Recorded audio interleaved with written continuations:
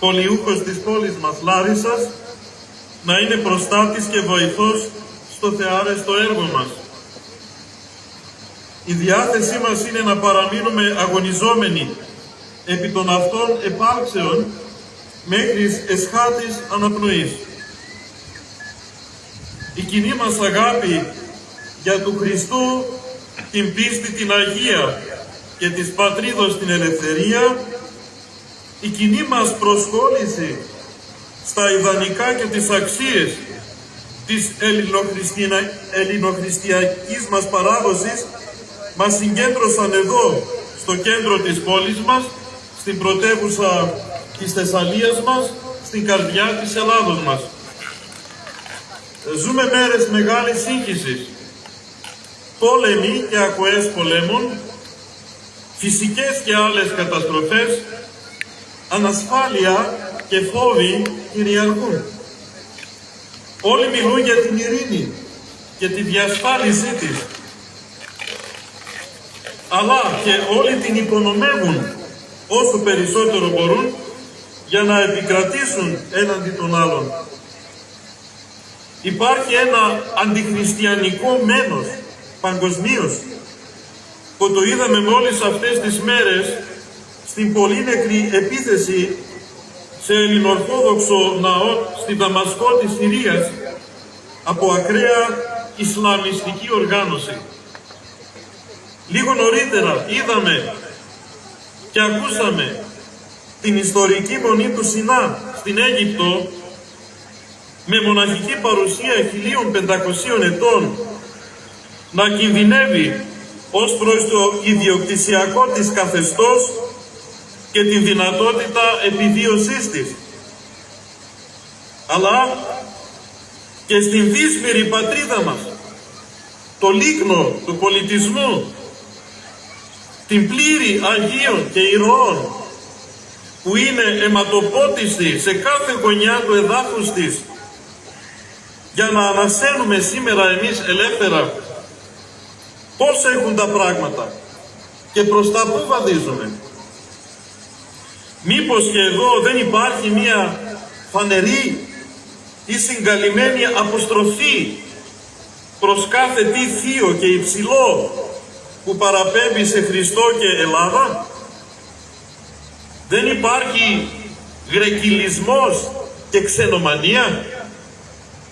Δεν παρατηρούμε συστηματική αποδόμηση των αξιών μας, πίστεως, ήθους και ζωής στο όνομα του δήθεν εξυγχρονισμού με απαράδεκτους νόμους και μέτρα κατά τις τελευταίες ιδίως δεκαετίες και μάλιστα κατά τελευταία χρόνια? Δεν φτάσαμε στον επέσχυντο Σοδομονόμο κατά το παρελθόν έτος? Δεν υβρίζεται το Πανάγιο όνομα του Σωτήρος μας Χριστού, της Παναγίας μας και των Αγίων μας με το πρόσχημα της ελευθερίας της τέχνης και της καλλιτεχνικής έκφρασης? Δεν διακομωδούνται και χλευάζονται οι κληρικοί και τα θεία σε πολλές περιπτώσεις? Δεν υπάρχει ένας θρησκευτικός ρατσισμός, ένα bullying κατά των Ορθοδόξων Χριστιανών στη χώρα μας από το ίδιο το κοινωνικό περιβάλλον των κοσμικών ψευτοχριστιανών? Αν κάνεις το σταυρό σου, αν εκκλησιάζεσαι, αν νηστεύεις και κοινωνείς, αν έχεις σεμνοπρεπή εμφάνιση, αν αγωνίζεσαι πνευματικά, δεν εισπράττεις ηρωνία, απαξίωση, αρνητικά σχόλια, απομόνωση, αποκλεισμό και αποστροφή? Αλλά και λίγο νωρίτερα, στην εποχή της λεγόμενης πανδημίας, δεν είχαμε θλιβερά μέτρα ανελευθερίας και υποχρεωτισμού, τα τραγικά αποτελέσματα των οποίων παρατηρούμε καθημερινά πλέον γύρω μας? Αν πάλι είσαι προσιλωμένος στην αλήθεια και τη μοναδικότητα της Ορθοδόξου πίστης μας, χωρίς να υποκύπτει στο διάχυτο κοσμικό και πειρασμικό πνεύμα της παγκοσμιοποίησης και του οικουμενισμού, της πανθρησκειακής διάθεσης και επικράτησης. Δεν κατηγορείσαι ως φανατικός και φονταμενταλιστής, όσο ανεκτικός και σεβαστικός κι αν είσαι έναντι των άλλων στο πνεύμα της ευαγγελικής αγάπης αλλά και αλήθειας. Κάθε σοβαρός άνθρωπος που θέλει να νιώθει ελεύθερος και αγωνίζεται για το ορθό και το δίκαιο δεν μπορεί παρά να οδυνάται για τον ξεπεσμό και τις κατάφορες αδικίες γύρω μας. Εμείς οι πιστοί διακρίνουμε ότι αυτά είναι τα τραγικά αποτελέσματα της αποστασίας από τις Θείες εντολές. Ακόμη και η τραγωδία των τεμπών που συνέβη εδώ πλησίον στο νομό μας προδιετίας δεν έχει διαλευκανθεί επαρκώς και κυρίως δεν έχει αποδοθεί δικαιοσύνη. Ευχόμαστε εγκαρδίως ανάπαυση στις αδικοχαμένες ψυχές, καθώς και παρηγορία στους οικείους και συγγενείς των θυμάτων που βλέπουμε με ελπίδα να αγωνίζονται δυναμικά και φιλότιμα. Κανένας αγώνας για την αλήθεια και το δίκαιο δεν πηγαίνει χαμένος. Αυτή η πίστη μας συγκέντρωσε και εμάς εδώ για να εκφράσουμε προβληματισμό αλλά και αντίσταση έναντι της νέας κέρυας επιβουλής κατά τις ελευθερίες μας, της υποχρεωτικής, όπως μας ανακοίνωσαν, παραλαβής του προσωπικού αριθμού στις νέες ψηφιακές ταυτότητες. Όμως περί αυτού, όπως και όσων προαναφέρθηκαν, θα μας διαφωτίσουν εκλεκτοί ομιλητές, καταξιωμένοι αγωνιστές και ομολογητές των ημερών μας, στη συνέχεια. Από μέρους μου επιτρέψτε μου μόνο να αναγνώσω σχετικά σύντομη ανακοίνωση της Ιεράς Συνόδου της Εκκλησίας μας, Γνησίων Ορθοδόξων Χριστιανών Ελλάδος του Πατρίου, την οποία επιμελήθηκα προσωπικά και παρουσιάζω στην αγάπη σας ως κατάθεση αλήθειας επί του θέματος. Ανακοίνωση για τον προσωπικό αριθμό. Ως γνωστόν, πριν από 40 περίπου χρόνια, το 1986, υπήρξε ανακοίνηση εφαρμογής του ενιαίου κωδικού αριθμού Μητρώου, ΕΚΑΜ, για κάθε πολίτη από την τότε ελληνική κυβέρνηση, με πρόσχημα την ψηφιακή διευκόλυνση και την πάταξη της γραφειοκρατίας. Επ' αυτού όμως ηγέρθη σφοδρή αντίδραση τόσο από πολιτικής πλευράς, από την τότε αντιπολίτευση που είναι σήμερα κυβέρνηση, όσο και από εκκλησιαστικής, διότι υποστηρίχθηκε βάσιμα ότι παρεβιάζονται θεμελιώδεις δημοκρατικές ελευθερίες των πολιτών, οδηγώντας σε ηλεκτρονικό φακέλωμα και αφόρητη ψηφιακή επιτήρηση και δέσμευση. Μάλιστα εκκλησιαστικός υπήρξε σύνδεση του θέματος με εσχατολογικής φύσεως ανησυχίες και επιφυλάξεις. Εκείνη δε η προσπάθεια τελικώς δεν προχώρησε. Το ίδιο παρατηρήθηκε και αργότερα, έως σχετικά πρόσφατα, με κυβερνητικές εξαγγελίες και απόπειρες καθιερώσεως της λεγόμενης κάρτας του πολίτη. Μετά την περίοδο της πανδημίας, κατά τη διάρκεια της οποίας επιβλήθηκαν αυστηρότατα μέτρα ανελευθερίας και επαχθείς υποχρεωτικότητες για λόγους δήθεν έκτακτης ανάγκης, αντιμετωπίζουμε ήδη νέες κυβερνητικές πολιτικές επιβολής και υποχρεωτικότητος με τον λεγόμενο πλέον προσωπικό αριθμό, ο οποίος πρόκειται να τεθεί στις νέες ψηφιακές ταυτότητες. Η δικαιολόγηση του νέου αυτού εγχειρήματος είναι η αυτή. δηλαδή για την άμεση διευκόλυνση και εξυπηρέτηση των πολιτών στις σχέσεις τους με τις υπηρεσίες του κράτους και αργότερα ακόμη και στον ιδιωτικό τομέα, μέσω ενός χρηστικού, όπως λένε, αριθμού,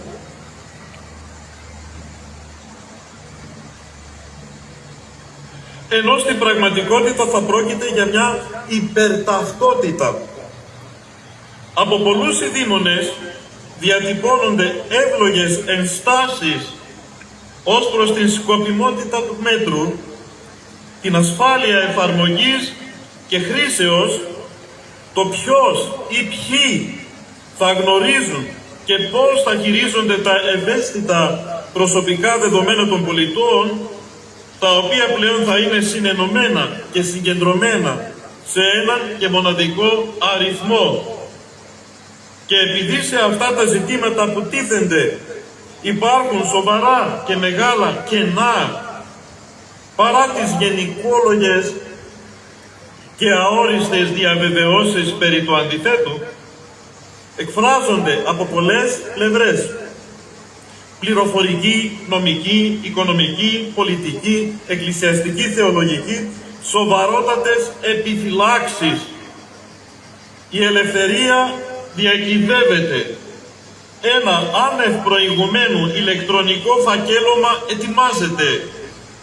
Η ζωή μετατρέπεται σε ψηφιακή φυλακή και το μέλλον προϊονίζεται απόλυτα δυστοπικό. Για να γίνουμε πιο σαφείς, αναφέρουμε ενδεικτικά ότι μέσω του προσωπικού αριθμού γίνεται άμεσα γνωστό το σύνολο των υπαρχόντων του καθενός, τα χρήματα ή ακίνητά του, τα ταξίδια του, οι πληρωμές του, οι εισπράξεις του, τι πούλησε, τι αγόρασε και πότε, από πού πέρασε, ποιους χώρους επισκέφθηκε, με ποιους σχετίστηκε, τι είδε και τι διάβασε, τι έφαγε και τι ήπιε, τι καύσιμα κατανάλωσε και από ποια διόδια διήλθε, πού πήγε διακοπές και πού κινήθηκε με το όποιο όχημά του, ποιον γιατρό επισκέφθηκε, τι ιστορικό υγείας έχει, ποιες ασθένειες πέρασε, από τι έπασχε ή πάσχει, τι φάρμακα πήρε ή παίρνει κτλ.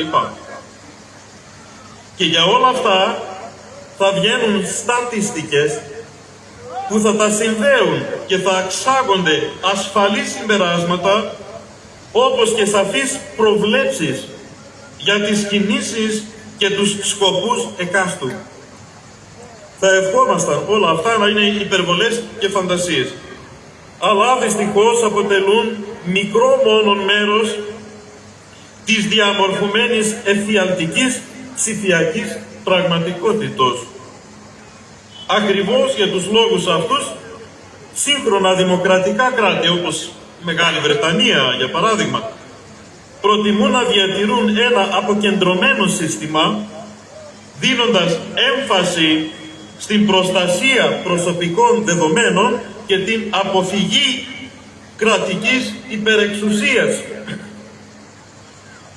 Όπως γίνεται αντιληπτό, η νέα ψηφιακή ταυτότητα με τον προσωπικό αριθμό, η οποία θα αποτελεί το απαραίτητο εργαλείο, κλειδί εισόδου στη νέα πραγματικότητα της ζωής, σαν σε ένα μεγάλο στρατόπεδο συγκέντρωσης, και θα αποκαλύπτει άμεσα τα πάντα για τον κάτοχο αριθμό που θα την έχει, πάβει να είναι ένα απλό έγγραφο ταυτοποιήσεως και μετατρέπεται κυριολεκτικά σε κάρτα δικαιωμάτων. Δι' αυτής μόνον μπορείς να ζήσεις στην κοινωνία, διότι διαφορετικά αποκλείεσαι από αυτήν. Μάλιστα, εν ώψη καταργήσεως των μετρητών και της μετατροπής της κάρτας αυτής και σε ψηφιακό πορτοφόλι, σε μια αχρήματη κοινωνία που διαφαίνεται στον ορίζοντα, ο απόλυτος έλεγχος των πολιτών μετατρέπεται σε ζωφερό εφιάλτη. Θυμίζουμε επίσης ότι ο προσωπικός αριθμός με κατάλληλη διαρρύθμιση δύναται να μετατραπεί ανα πάσα στιγμή σε παγκόσμιο αριθμό, με ό,τι συνέπειες μπορεί να σημαίνει αυτό. Κατόπιν τούτων δεν αποτελεί κινδυνολογία να υποστηρίξουμε ότι μεταβαίνουμε σε μια μορφή ενός στιγνού ψηφιακού ολοκληρωτισμού. Ο θεόπναστος άνθρωπος αριθμοποιείται, μαζοποιείται, αποπροσωποποιείται και αντιμετωπίζεται ως συσκευή ή ως αντικείμενο, πράγμα. Επομένως, το φαινόμενο που αντιμετωπίζουμε δεν είναι μόνο πολιτικό ή κοινωνικό, αλλά ενέχει και εκκλησιαστική, πνευματική και θεολογική βαρύτητα. Η ανελευθερία αυτή της πλήρους επιτηρήσεως κάθε πτυχής της ζωής δεν εξυπηρετεί τον άνθρωπο, αλλά τον ευτελίζει και τον εξανδραποδίζει. Σύμφωνα με την Αγία Ορθόδοξη πίστη μας, ο άνθρωπος παραμένει ελεύθερος και αυτεξούσιος από την εκ Θεού δημιουργία του, με δυνατότητα θείας ομοιώσεως. Δεν είναι δυνατόν να αντιμετωπιστεί ως απρόσωπη μάζα ή αγέλη, άλογη, ισοπεδωτικά και αριθμοποιημένα.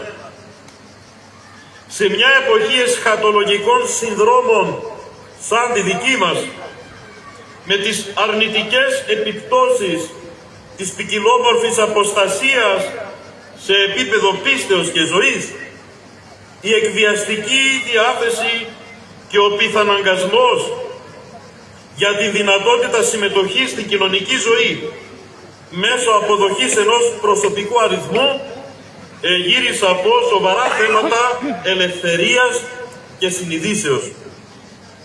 Απευθύνουμε λοιπόν κλίση μη υποχρεωτικής εφαρμογής του μέτρου αυτού. Δεν είναι δυνατόν να αγνοηθεί η τοποθέτηση χιλιάδων νομοταγών κατά τα άλλα Ελλήνων πολιτών, οι οποίοι δεν προτίθενται να υποκύψουν σε υποχρεωτισμούς παρά την συνείδησή τους και άρα να δημιουργηθεί σοβαρό κοινωνικό πρόβλημα. Στο δε Χριστό πίμνιο προτρέπουμε πνευματική εγρήγορση και ωριμότητα, προσευχή και αγωνιστικότητα. Η αλήθεια και η ελευθερία θα νικήσουν και θα επικρατήσουν. Ο Θεός είναι με το δίκαιο ασχέτως επιδολών της πλειοψηφίας. Ευχαριστώ για την προσοχή σας. Ο Θεός θα είναι μαζί μας. Ευχαριστώ.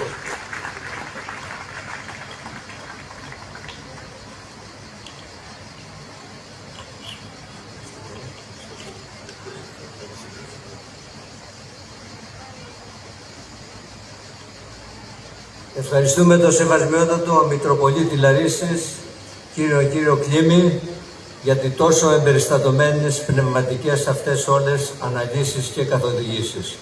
Και τώρα παρακαλώ στο βήμα τον κύριο Μακρύ Διονύση, τον εκδότη στήλο της Ορθοδοξίας, συναγωνιστής και ομολογητής, συγγραφέας και εκδότης και θεολόγος. Παρακαλώ υποδεχτείτε τον με ένα θερμό χειροκρότημα.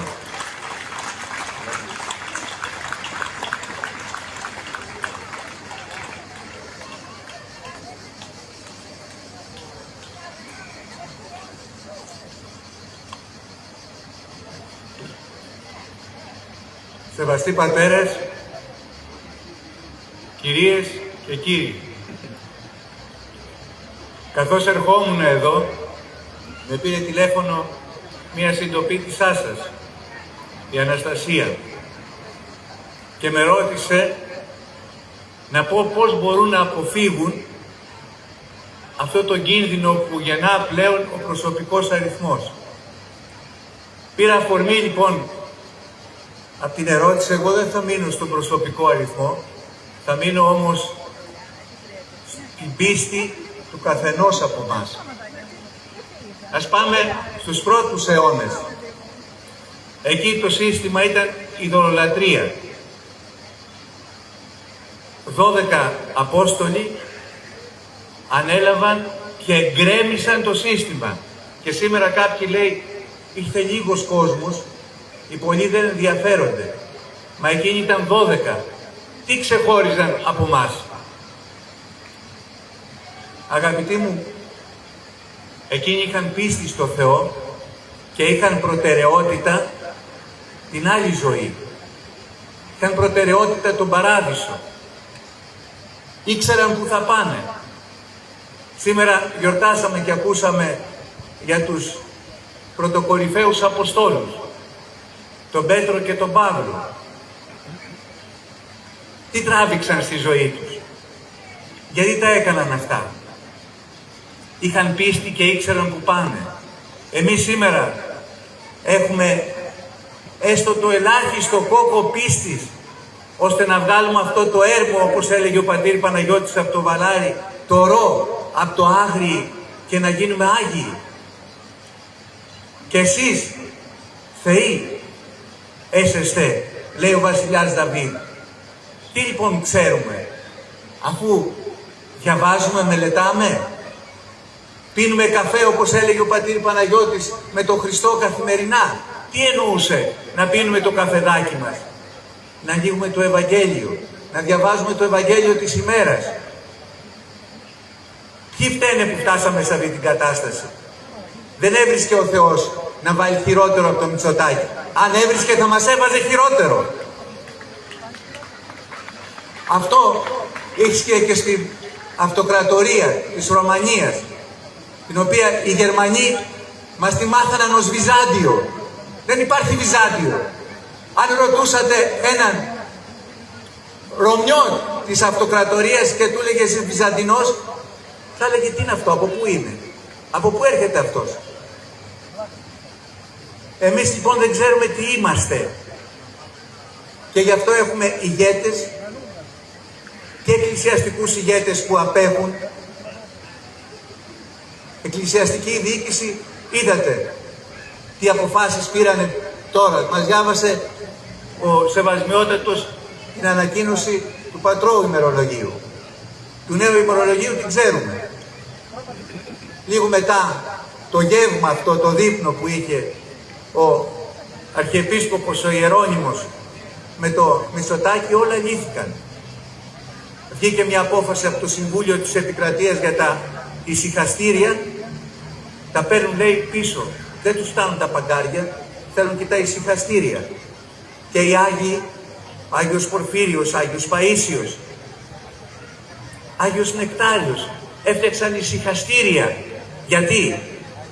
Για να τα γλιτώσουν από τη λέλαπα της εκκλησιαστικής ηγεσίας. 4 μέρες, η απόφαση είχε βγει του 23, είχε εκδικαστεί στο Συμβούλιο της Επικρατείας. 4 μέρες μετά το ψάρι που φάγανε εκεί την Πέμπτη στο μυστικό δείπνο, που ήταν μόνος του ο Ιερώνυμος, δεν πήρε κανέναν μαζί του. Μόνο φαγάς, ξέρω εγώ τι ήταν, ήθελε να τα φάει μόνος του με τον Πρωθυπουργό. Βγήκαν όλες οι αποφάσεις. Και η απόφαση της Συνόδου, όταν βγήκε για τον προσωπικό αριθμό, απ' έξω περίμενε ένας υφυπουργός ο οποίος παραιτήθηκε γιατί τον πιάσαν, λέει, με κάτι κατσίκια στην πλάτη. Ήταν απ' έξω για να συζητήσουν τι? Να συζητήσουν, αγαπητοί μου, για την αξιοποίηση της εκκλησιαστικής περιουσίας. Αυτό μας μάρανε. Θυμάμαι κάποιον Λαρισαίο, με πήρε το 2009 στην εφημερίδα στο στήλο Ορθοδοξίας και μου λέει, ξέρεις, τώρα χαθήκαμε. Τα μνημόνια βούλιαξε, φτωχεύσαμε, δεν θα έχουμε να φάμε. Και εγώ τον άκουγα με προσοχή, μου μίλαγε με τρόμο, με ανασφάλεια. Σαν και αυτή την ανασφάλεια που έχουμε όλοι μας. Τι θα κάνουμε, τι θα φάμε, τι θα πιούμε, πώς θα πάρουμε τη σύνταξή μας, τα φάρμακά μας με τον προσωπικό αριθμό? Την ίδια ανασφάλεια. Του λέω, αδερφέ μου, ποιο κανάλι είδες στην τηλεόραση? Μου λέει, τον Αντένα. Α, μου λέει, δεν είδες? Του λέω, το Μέγα. Γιατί, λέει, τι είχε το Μέγα? Α, του λέω, είχε μια φοβερή είδηση. Λέω, στον Ποινιό εκεί κάτω έσκαβε, λέει, μια μπουλντόζα να ανοίξει, λέω, το ποτάμι και βρήκε, λέω, μια φλέβα χρυσού που ξεπερνάει όλα τα πλούτη του κόσμου. Σοβαρά, μου λέει, το έπαιξε αυτό το Μέγα? Γλιτώσαμε, μου λέει, αδελφέ. Έτσι λοιπόν είναι ο Θεός μας. Να ξέρετε, εμείς δεν έχουμε πίστη, ο σκόπος είναι άπλεος. Θα σας πω ένα άλλο παράδειγμα ενός ανθρώπου, δεν θα χρησιμοποιήσω πλέον, τα είπε όλα ο Σεβασμιότατος για τον προσωπικό αριθμό, τι να πω εγώ.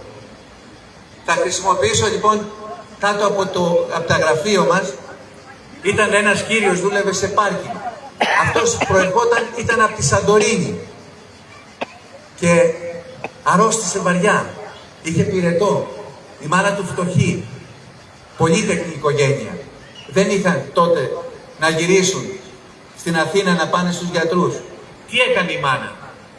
Πήρε το παιδί της το μικρό, το πήγε μπροστά στην εικόνα της Παναγιάς και του λέει, Παναγιά μου, εγώ δεν ξέρω τι θα κάνεις, το παιδί μου έχει 40 πυρετό, λεφτά δεν έχω να πάω στην Αθήνα, δεν μπορώ να φύγω κιόλας γιατί έχω και τα άλλα τα παιδιά, κοίταξε να μου το κάνεις καλά. Σε μισή ώρα το παιδί έπεσε κάτω στην αυλή. Αυτή είναι η πίστη μας. Εμείς την ξεχάσαμε, χριστιανοί μου.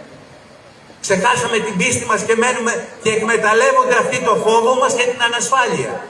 Πότε εξαφανίζεται ο φόβος? Πότε εξαφανίζεται η ανασφάλεια? Όταν βάλουμε πλώρη, όχι για το πώς θα πλουτίσουμε, για το πώς θα καλλιεργήσουμε αυτά τα τρία τα έρματα φύ που έλεγε ο Άγιος Ευμένιος. Αλλά όταν βάλουμε πλώρη για τον ουρανό, όταν σκεφτόμαστε πώς θα σταθούμε στο απολογητικό βήμα, τι θα πούμε στο Χριστό, όταν σκεφτόμαστε την αιωνιότητα. Το σκεφτόμαστε αυτό? Όχι. Γι' αυτό φοβόμαστε προσωπικούς αριθμούς. Ένα έτσι να κάνει ο Κύριος, πήρε τα πάντα. Αλλά εμείς δεν έχουμε πίστη. Δεν έχουμε καθόλου πίστη. Μαζευόμαστε και προσπαθούμε να δείξουμε ότι κάτι κάναμε. Δεν κάνουμε τίποτε. Πρέπει να είμαστε γονατιστοί και να ζητούμε από τον Θεό το έλεος Του. Για να αντιμετωπίσουμε. Αυτοί οι έρμοι εκεί, οι ηγέτες, είναι περισσότερο ασφαλείς από εμάς. Είδατε το Μητσοτάκη πως τρέτρεχε πίσω από τον Τραμπ για να του δώσει σημασία. Τρέμουν. Δεν είναι το σκάνδαλο τώρα που βγήκε με τις κατσίκες και τα πρόβατα και τις επιδοτήσεις. Έχει ένα άλλο μεγαλύτερο σκάνδαλο, το οποίο το φοβάται. Και αν βγει αυτό, όλη η πολιτική ηγεσία, όλο το πολιτικό σύστημα θα πέσει έτσι. Και με κρότο. Λοιπόν, αυτή την ανασφάλεια πρέπει να διώξουμε. Εγώ θέλω από όλους εσάς να εργαστούμε και να πούμε στο Θεό. Αυτός ο έρμος εκεί ήρθε να μας πει για τον προσωπικό αριθμό και μας έλεγε άλλα. Μας είπε για την ανασφάλεια, μας είπε για το φόβο. Πώς λοιπόν, Χριστέ μου, θα βοηθήσεις να διώξουμε αυτό το φόβο για την ανασφάλεια? Με τι? Με τι θα τον διώξουμε? Μας έχει δώσει ένα λειτουργικό σύστημα ο Θεός να εργαζόμαστε και δεν το κάνουμε. Μένουμε στα τρία φύ προσκολλημένοι και εχμάλωτοι σε αυτό. Ποια είναι τα τρία φύ? Φιλιδονία, τα πάθη. Για δέστε εδώ στη Λάρισα.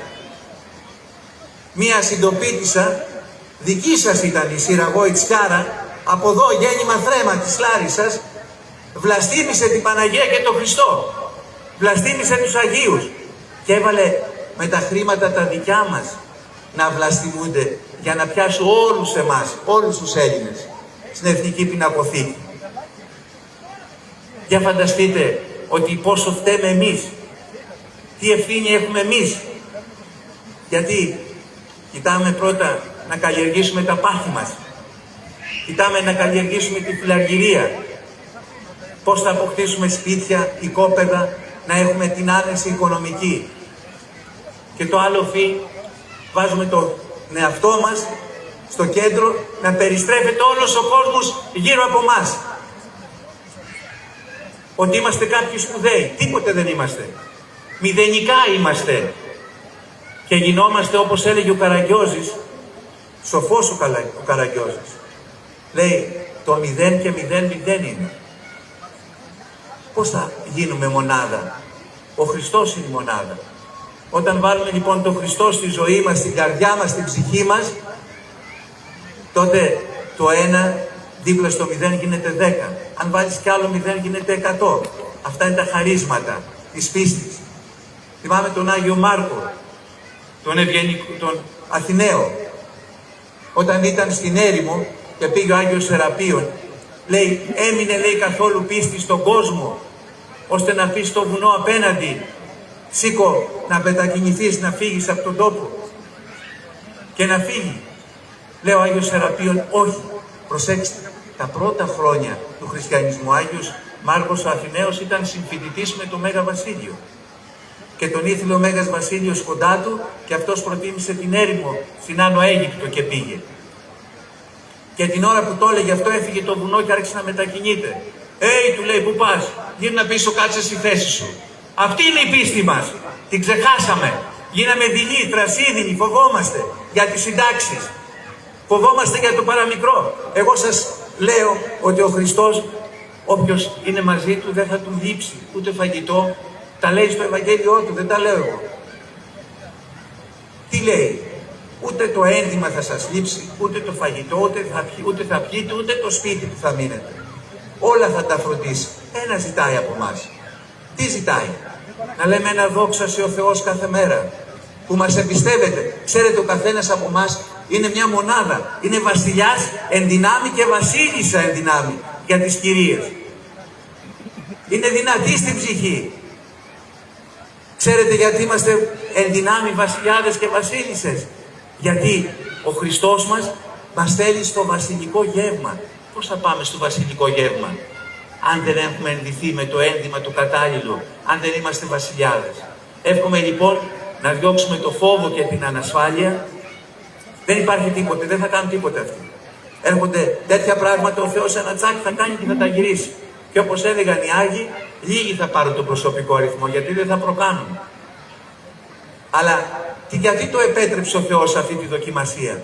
Για να δει τη δική μας πίστη, για να δει την πίστη των ιερέων μας. Πόσο αντέχουν, πόσο κρατάνε, να δουν αυτού. Πού είναι ο Ιερώνυμος σήμερα? Δεν λέω για τον Αρχιεπίσκοπο, αυτός είναι γέροντας, δεν μπορεί να πάει. Μόνο σε μεγάλες εκδηλώσεις πάει. Λέω για το τοπικό σας, πού είναι ο Ιερώνυμος? Όταν ήταν στη Σύνοδο Αρχιμανδρίτης ήταν ταπεινός. Εδώ έχει μετατρέψει ναούς σε εμβολιαστικά κέντρα, έχω μάθει. Απειλεί τους ιερείς ότι αν δεν πάρουν τον προσωπικό αριθμό θα έχουν συνέπειες. Καλά, τρελάθηκαν. Ξεπέρασαν στην υποκρισία τους Φαρισαίους και τους γραμματείς εκεί. Τρελάθηκαν. Πού είναι οι ιερείς μας? Εμείς λοιπόν θα τραβήξουμε μπροστά. Ας πάμε εμείς να πούμε σήμερα, πηγαίνοντας στο σπίτι μας, Χριστέ μου, θέλω να μας κάνεις χαλκομανία στον τοίχο, που έλεγε ο Άγιος Νικόλαος ο Πλανάς.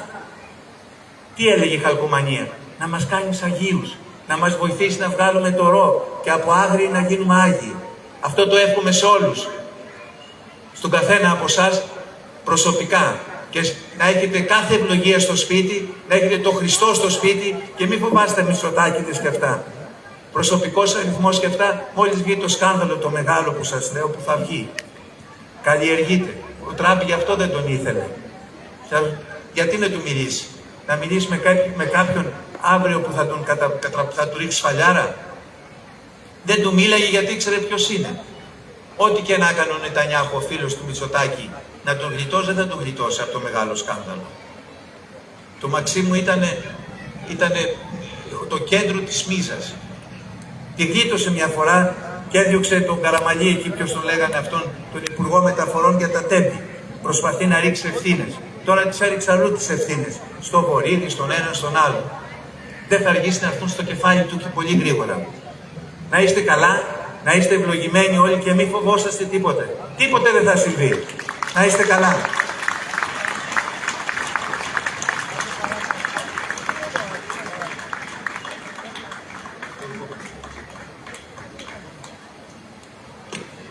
Ευχαριστούμε τον κύριο Μακρύ Διονύση, τον εκδότη, το στήλο της Ορθοδοξίας, για την ελεύθερη δημοσιογραφία που επιτελεί και να παίρνετε και να στηρίζετε αυτή την εφημερίδα όσο μπορείτε, γιατί είναι ελεύθερη, πραγματικά ελευθεροτυπία. Να είναι συγχαρητήρια. Και τώρα θα ήθελα να καλέσουμε στο βήμα τον ανεξάρτητο πλέον βουλευτή, τον κύριο Νικόλαο Παπαδόπουλο, αυτό τον μεγάλο ομολογητή που έδωσε τον αγώνα και έχει φέρει το όνομα του Αγίου Νικολάου. Τότε ο Άγιος Νικόλαος ράπησε τον Άριο, τώρα ο Νικόλαος ο αδερφός ράπησε τον νέο Άριο.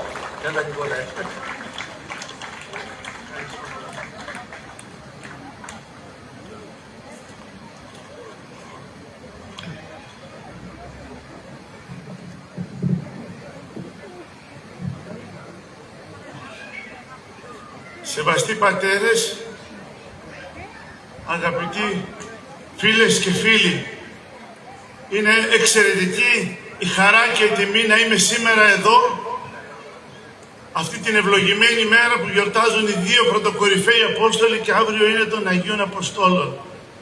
Και ξέρετε, είναι επιταγή από τον Κύριό μας, στο τελευταίο, εκεί που τελειώνει το Ματθαίο το Ευαγγέλιο, λέει στους μαθητές του Χριστός, πορευθέντες μαθητεύσατε πάντα τα έθνη και βαπτίζετε αυτούς στο όνομα του Πατρός και του Υιού και του Αγίου Πνεύματος.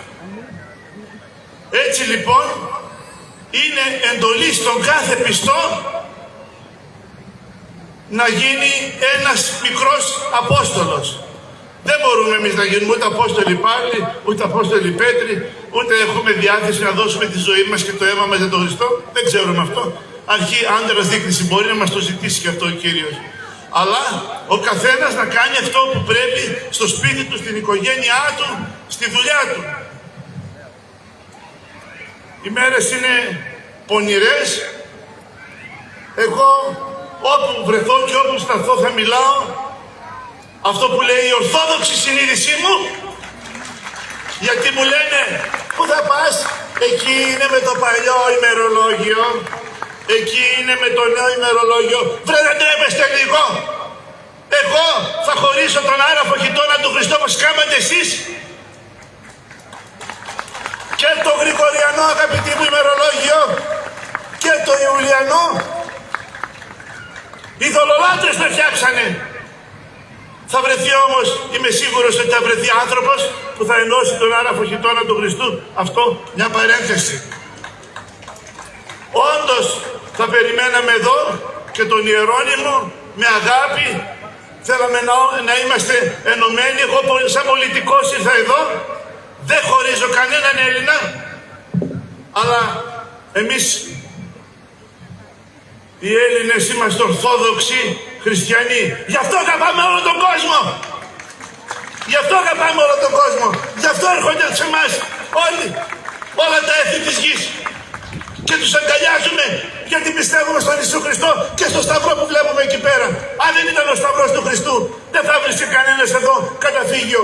Γιατί δεν πάνε στα μουσουλμανικά κράτη, γιατί εκεί υπάρχει λεπίδι. Εδώ ο Ορθόδοξος Χριστιανός θα μοιράσει την κουτιά των παιδιών του και θα ταΐσει όποιον εμπερίστατο. Αλλά αυτοί που μας έρχονται, αγαπητοί μου, δεν είναι εμπερίστατοι. Αυτοί είναι στρατιές αγρίων θηρίων. Είναι εισβολείς και λαθροεισβολείς. Μου στείλανε βίντεο και τρόμαξα. Είναι εύρωστοι νεαροί, κάτω των 30 ετών οι περισσότεροι. Πού είναι οι πρόσφυγες, πού είναι οι οικογένειες, πού είναι τα παιδιά. Μαχαιροβγάλτες είναι, αγαπητοί μου. Εμείς τα παιδιά μας τα μεγαλώνουμε. Θέλω να πιστεύω εν νουθεσία Χριστού. Τα δικά μας τα παιδιά δεν ξέρουνε με το μαχαίρι και ψωμί να κόψουνε.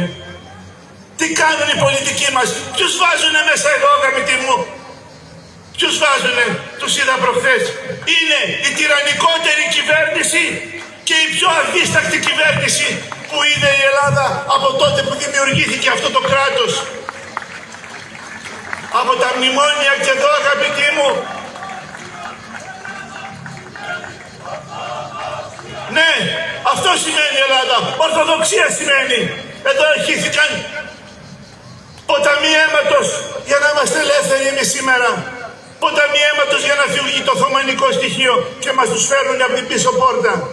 Και έχει γίνει το λιμενικό μας πρακτορείο, travel agency για να έρθουν εδώ λαθρομετανάστες.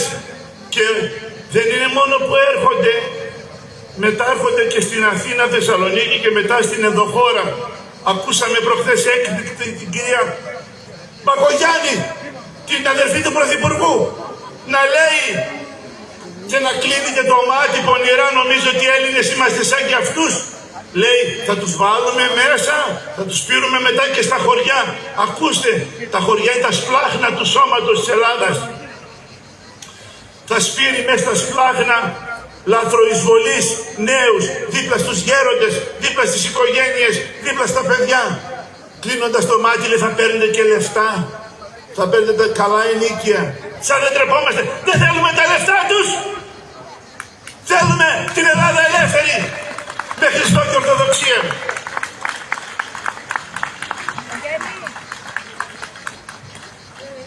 Όπως σας είπα, εγώ σαν γιατρός ξεκίνησα και όταν είδα τα πράγματα αυτά στην πανδημία τρελάθηκα. Είδα να παίρνονται μέτρα που ουδέποτε στην ιατρική τα είδαμε. Να λαμβάνονται μέτρα τρελά. Στο 1,5 μέτρο κολλάς, στα 2 δεν κολλάς, καθιστός δεν κολλάς, όρθιος κολλάς, ξαπλωμένος δεν κολλάς, στα μπρούμητα κολλάς, στα νάσκελα δεν κολλάς, κάτι τέτοια πράγματα. Δεν μας ξεκολλάτε από εδώ πέρα να ησυχάσουμε. Πρόστιμα βάλανε με τα τρελά μέτρα τα 30 δις στην οικονομία. Διαλύσανε το ΕΣΥ, αγαπητοί μου. Διαλύσανε και βρήκανε, δεν το λέω εγώ, δική τους μελέτη του καθηγητή του Λίτρα, του βοηθού, ξέρετε, του κ. Τσόδρα. Αυτός ήξερε ιατρική, ήξερε πολύ καλά τι έκανε. Τώρα είναι κρυμμένος μετά τις επιπτώσεις των εμβολίων της ευθανασίας που πεισματικά έβαλανε στον ελληνικό λαό. Ξέρετε τι λέει αυτή η μελέτη? Δικά τους λόγια. Με τα λόγια σου θα κριθείς, που λέει και στο Ευαγγέλιο. Ότι το 98% των ατόμων που μπήκανε και διασωληνώθηκαν εκτός ΜΕΘ, θάνατος. Το 98%. Πέστε μου, αγαπητοί μου, γιατρός είμαι, δεν ξέρω αρρώστια, δεν ξέρω καρκίνο, δεν ξέρω χολέρα, δεν ξέρω πανούκλα να έχει 98% θνητότητα. Ούτε καν το απόσπασμα, το εκτελεστικό απόσπασμα να σε βάλουν απέναντι. Πάλι είναι μερικοί στρατιώτες που χτυπάς τα πόδια και έχει 95% θνητότητα. Τη θνητότητα που είχε το ελληνικό εσύ στη διακυβέρνηση του Μητσοτάκη ήταν χειρότερο από εκτελεστικό απόσπασμα.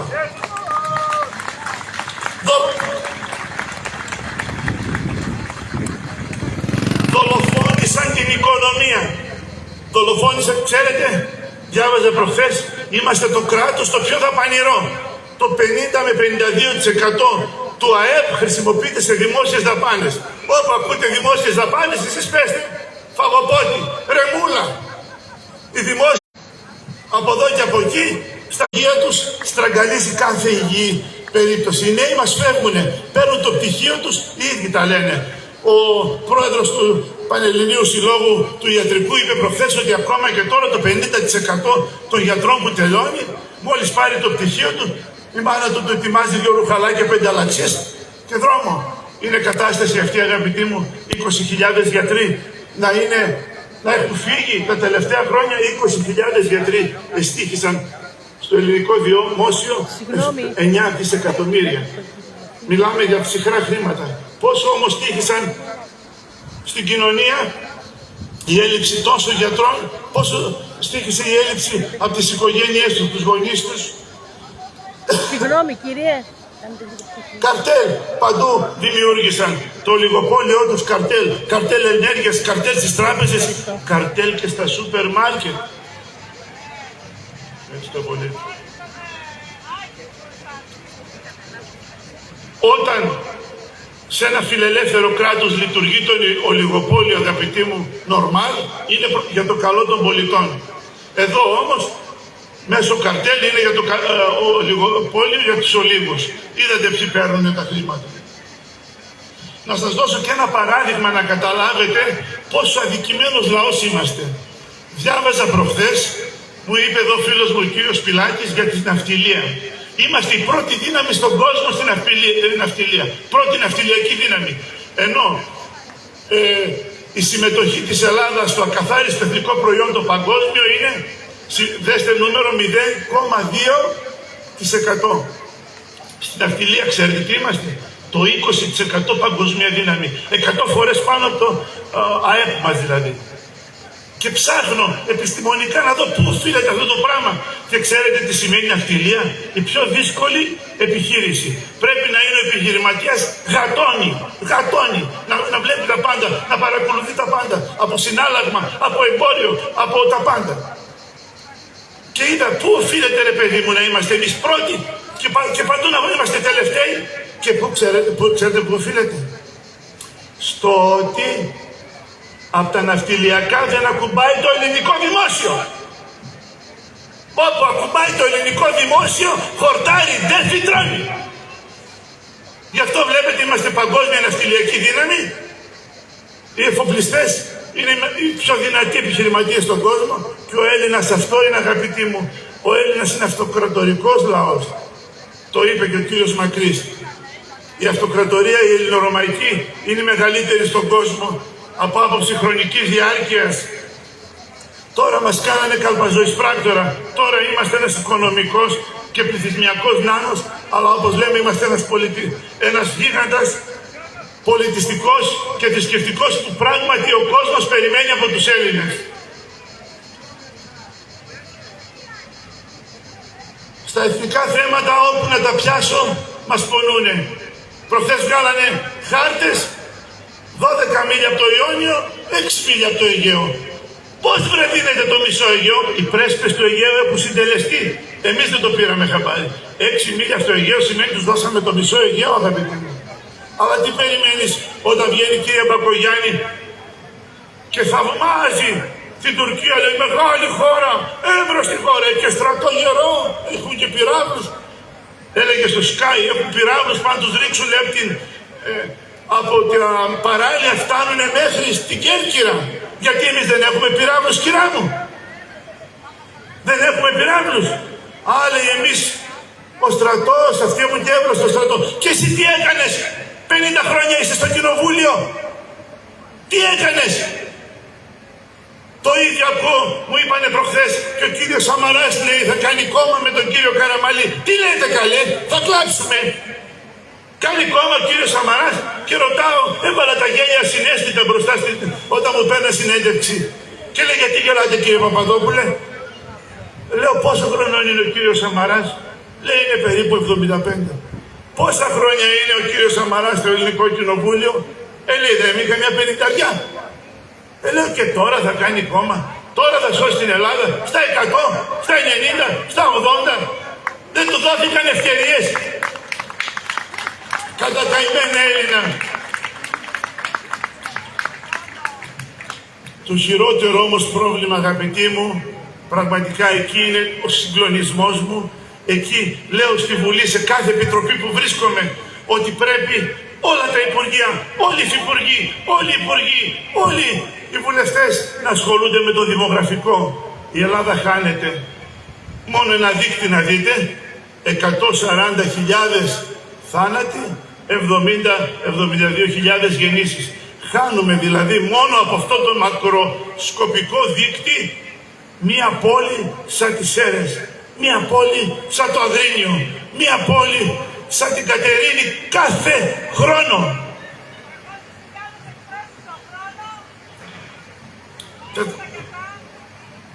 Βέβαια, γι' αυτό δεν μιλάει κανείς. Εγώ τους είπα μέσα στη Βουλή και ένας από το κουκού έκανε όταν είπα οι εκτρώσεις είναι φόνος. Τους το είπα αυτό και λέει οι γυναίκες στο σώμα τους, το άλλο το σώμα που έχεις μέσα σου κυρά μου και το έκανες δεν είναι δικό σου, έχει δικιά του καρδιά, έχει δικούς τους πνεύμονες, έχει δικά του χεράκια, έχει δικά του ποδαράκια, έχει δικό του κεφαλάκι. Πώς το σκοτώνεις? Είδες θηρίο να κάνει κάτι τέτοιο? Είδες αρκούδα? Είδες σιένα? Είδες λύκο να σκοτώνει τα παιδιά του? Εσύ είσαι και χριστιανοί. Ολόκληρη η Τουρκία δεν έχει μια έκτρωση και η Ελλάδα έχει 350.000. Εσείς ξέρετε όμως, εσείς μου το θυμήσατε αυτό το πράγμα. Αλλά πρέπει να ακούγονται και αυτά. Πρέπει να ακούγονται και αλήθειες. Προχθές στον Υπόνομο, εκεί στα Εξάρχεια, έλεγε ο Γέρον Αυγουστίνος Καντιώτης παλιά, αλλά το είδαμε, το ακούσαμε, το γράψανε τα μέσα. Εξέβρασε Υπόνομος έμβριο, εκτροθέντο ένα έμβριο μετά από έκτρωση. Γέμισαν οι Υπόνομοι, θα μας καταδικάσουνε στο Θεό αυτά οι αγέννητες ζωές που περιμένουν από μας, από το Θεό δικαίωση, αλλά και εμάς να λέμε ένα Κύριε ελέησον για αυτούς. Λοιπόν, έγκλημα εις βάρος του ελληνικού λαού και η μετανάστευση και η λαθρομετανάστευση και το πνίξιμο του Έλληνα και η φυγή του Έλληνα δεν μας αφήσαν τίποτα. Είναι μια σύγχρονη μορφή εθνοκάθαρσης. Εθνοκάθαρση γίνεται στην Ελλάδα. Μια σύγχρονη γενοκτονία. Όποιος κατάλαβε, κατάλαβε. Είμαστε εδώ μαζεμένοι εμείς οι Έλληνες που δεν ξεχωρίζουμε Εγώ σαν πολιτικός σας μιλώ, δεν ξεχωρίζω Έλληνα, ούτε από το παλιό, ούτε από το νέο, ούτε αριστερό, ούτε δεξιό, ούτε κεντρό. Μόνο πάνω θα κοιτάμε, μόνο ψηλά θα κοιτάμε, μόνο μπροστά θα πηγαίνουμε. Εμείς θέλουμε να ενώσουμε τους Έλληνες, γιατί ο Έλληνας όταν ομονοήσει, θα τους πάρει και θα τους σηκώσει.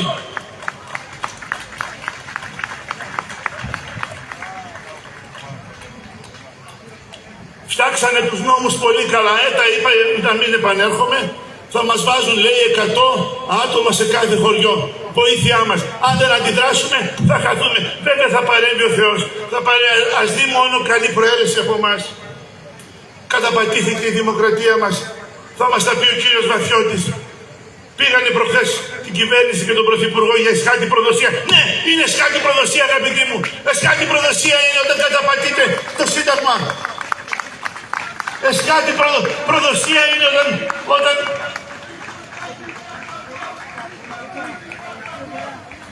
είναι όλοι τους καθάρματα και αυτοί που τον ακολουθούν, δεν είναι μόνο αυτός. Γιατί είδαμε, σας είπα, καταπατούνται όλες οι εξουσίες. Έχουν κάνει την εκτελεστική εξουσία, δηλαδή η κυβέρνηση, να νομοθετεί όπως θέλει, όταν θέλει και ό,τι θέλει, να ποδοπατεί και η δικαιοσύνη. Στη δικαιοσύνη και τι απόφαση δεν είδαμε. Βγάζανε το Σοδομονόμο, πάτερ μου, το βγάλανε νορμάλ. Λέει, εντάξει, είναι συνταγματικό. Μα ο Σοδομονόμος, πώς είναι δυνατόν? Τι είναι? Πάει με τη βιολογία, πάει με την ιατρική, πάει με την νομική επιστήμη. Κύριε Βαθιώτη, υπάρχει αναγνωρισμένο τρίτο φύλλο και δεν το ξέρουμε. Και αυτοί μας βγάλανε όχι 33. Θα μας τρελάνουνε, θέλουνε. Δεν θα τρελαθούμε όμως, εμείς θα τους τρελάνουμε. Βγάλανε,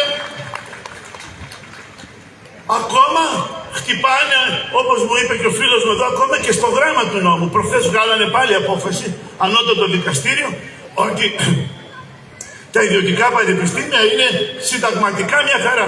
Πώς, τώρα χτυπάνε όχι στο πνεύμα του νόμου που λέει, που επιδέχεται κάποια, υπάρχουν νόμοι που ξέρετε θέλουν διευκρίνηση και οι νομικοί τα ξέρουν αυτά. Αλλά υπάρχει νόμος πιο ξεκάθαρος που λέει ότι η παιδεία στην Ελλάδα είναι δημόσια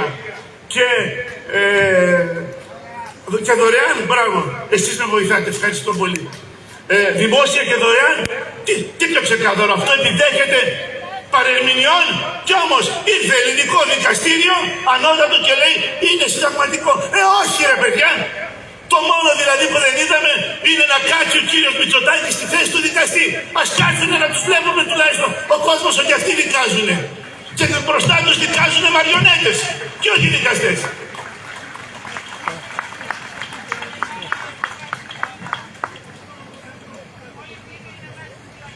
Έχουμε εθιστεί στα σκάνδαλα με αυτούς.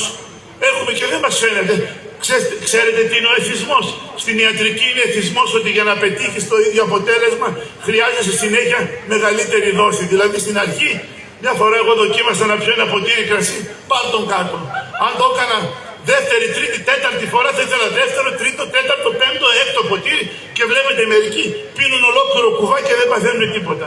Αυτό λέγεται στην ιατρική εθισμός. Μη γελάτε, εμείς το πάθαμε στα σκάνδαλα. Ακούμε τρομακτικά σκάνδαλα και δεν υδρώνει το αυτί μας. Έρχονται και βεβηλώνουν την πίστη μας. Την πίστη μας τη βεβηλώνουν μέσα στην εθνική πινακοθήκη και δεν είδα ένα παπά. Δεν είδα ένα παπά να πάρει 5 πιστούς, να πάρει ένα σταυρό, να πάρει μια σημαία και να διαμαρτυρηθεί, να πάει να κάνει έναν εσπερινό εκεί. Αλλά δεν είμαστε μόνοι μας. Δεν είμαστε μόνοι μας, ασφαινόμαστε μόνοι μας. Ο Ελισέος όταν πήγαν να τον περικυκλώσουν ο στρατός των Σύρων γύρω από το χωριό, το στρατός τεράστιος να πάρει να σκοτώσει τον Ελισέο, ήτανε ο υποτακτικός τους εκεί, ένας γεχατζή το λέγανε και λέει Ελισέο, λέει, κάθεσαι και κοιμάσαι και εδώ μας κύκλωσαν οι εχθροί, θα μας καταπιούνε. Και παρακαλάει τότε ο Ελισέος και εγώ παρακαλώ και λέει Θεέ μου άνοιξε τα μάτια να δει τι γίνεται πάνω στον ουρανό και βλέπει τότε ο Γεχατζή και λέει ο Ελισέος Αυτοί που μας υποστηρίζουν είναι περισσότεροι από αυτούς που μας καταδιώκουν και μας υποστηρίζουν. Πολλές δυνάμεις. Και δεν τους φοβάμαστε. Μόνο το Θεό φοβάμαστε. Ούτε και το Θεό δεν το φοβόμαστε γιατί τον αγαπάμε και δεν το φοβόμαστε. Την αμαρτία να φοβόμαστε εμείς οι Έλληνες. Αν φοβάμαστε την αμαρτία, ο Θεός θα είναι μαζί μας. Και όταν έχουμε το Θεό δεν έχουμε να φοβηθούμε τίποτα. Ας μένετε ηρωδιάς. Πραγματικά δεν θέλω να σας κουράσω, αλλά αυτό το σκάνδαλο χτυπάει κατευθείαν στον Πρωθυπουργό, γιατί και ο ίδιος δήλωσε χορτολιβαδικές εκτάσεις. Και ο ίδιος, μη γελάς, εμένα ξέρεις αυτός, πήγε μέσω της κυρίας Μενδώνη και μου έβαλε μαζί με τον κύριο Μακρύ, μας έβαλε από 500.000 ευρώ πρόστιμο. Και λέω, κύριε Μητσοτάκη μου, εμένα ο μπαμπάς μου ήταν ένας φτωχός εργάτης και με σπούδασε με πολύ κόπο δουλεύοντας κι εμείς. Εμένα ο μπαμπάς μου δεν εκμεταλλεύτηκε την Ελλάδα.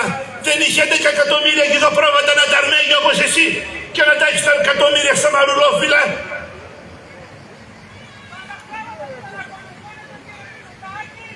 Λοιπόν, γιατί βγάλανε, λέει, βρήκαν στην Αργολίδα, λέει, βρήκανε 80.000 στρέμματα πορτοκαλιές, τις φύτεψαν τον ίδιο χρόνο και τον ίδιο χρόνο τα δέντρα βγάλαν 56.000 τόνους πορτοκάλια. Ό,τι θαύματος. Ούτε ο Κύριος δεν σύντησε τόσο όταν τάισε τους 5.000 δεν είχαμε τέτοιες αύξηση. Επί των ημερών του Μητσοτάκη. Τέλος πάντων, δεν έχουν αρχή. Αλλά τα ιερά χρήματα των αγροτών βρεθήκατε να φάτε. Γι' αυτό, αγαπητοί μου, είναι ιερά τα χρήματα που δίνετε στον αγρότη. Πάνε βγάλε €1 από τη γη, σκάβοντας τη γη να δεις την αξία. Δούλεψαν ποτέ στη ζωή τους για να ξέρουν, πάτερ μου, δεν δούλεψαν. Βγάλε €1 αρμέγοντας πρόβατα και σαλαγώντας αρνιά στις πλαγιές, να δεις πως βγαίνουν τα λεφτά. Αυτοί ξέρουν αλλιώς να βγάζουν τα χρήματα. Ξέρουν αλλιώς να τα βγάζουν. Λοιπόν, ήρθαμε εδώ σήμερα όλοι για να μιλήσουμε για τον προσωπικό αριθμό. Τελειώνω. Επειδή θα τα πούνε πολύ ο προσωπικός αριθμός, δεν υπήρχε ούτε ανάγκη. Αγαπητοί μου, 10 εκατομμύρια Έλληνες θα τους ρωτήσεις, είχες πρόβλημα με την ταυτότητά σου? Όχι, θα σου πούνε. Ένα πρόβλημα τεχνητό, μέσα στα ψέματα. Ότι δεν θα είχε στην τσιπάκια στην αρχή, μετά μάθαμε ότι είχε 3 τσιπάκια. Αλλά όταν την ψηφιακή ταυτότητα την παντρεύουν με τον αριθμό, τότε γίνεται ένα πολυεργαλείο της κυβέρνησης και της ψηφιακής διακυβέρνησης για να μας έχουν με το τηλεχειριστήριο, να μπορούν ανα πάσα στιγμή να μας ελέγχουν τα πάντα και να μπορούν να μας ακυρώνουν. Κύριε Θανάση, δεν έκανες το τάδε εμβόλιο, δεν θα πάρει σύνταξη. Πέρασες με κόκκινο, δεν είσαι καλός πολίτης. Θα μπει σύστημα παρακολούθησης. Και λένε πονηρά, λέει, μα τώρα δεν έχετε αφημί? Δεν έχετε? Έχουμε αφημί. Έχουμε και αριθμό ταυτότητας. Αλλά αυτά τα στοιχεία πηγαίνουν σε μεμονωμένους σερβερ. Δηλαδή ο γιατρός δεν ξέρει το ποινικό μου μητρό. Ο έφορας δεν ξέρει τα ιατρικά μου προβλήματα. Τώρα θα πηγαίνει στον γιατρό, θα ξέρει το προσωπικό σου αριθμό και θα ξέρει τα πάντα. Δηλαδή όλα αυτά ενοποιούνται σε ένα σερβερ και μέσω της τεχνητής νοημοσύνης καταγράφονται και θα ξέρουν τα πάντα για σένα και να μπορούν να σε ελέγχουν. Λοιπόν, δεν θα επισέλθω, πιο ειδικοί από μένα θα πούνε, εγώ ένα μόνο σας λέω, ότι δεν το παίρνουμε. Δεν το παίρνουμε με κάθε κόστος. Ο Θεός θέλει το παραμικρό λίγο να δει αντίσταση. Τα ζωντανά ψάρια πάνε κόντρα στο κύμα.